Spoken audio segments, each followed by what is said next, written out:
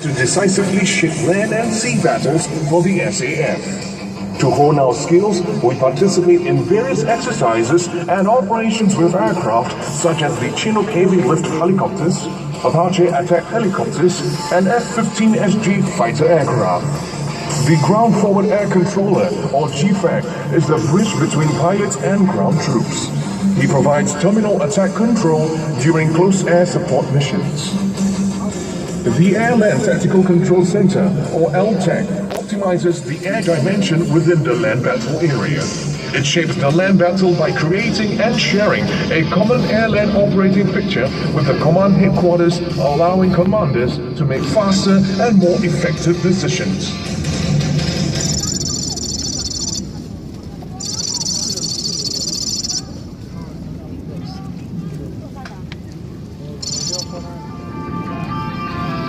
Send in UAV for area surveillance.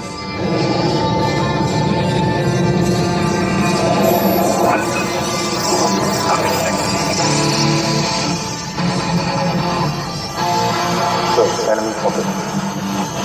5 Sierra, enemy spotted. Target weight 4687 3212. Fire mission, airstrike. Over. True copy.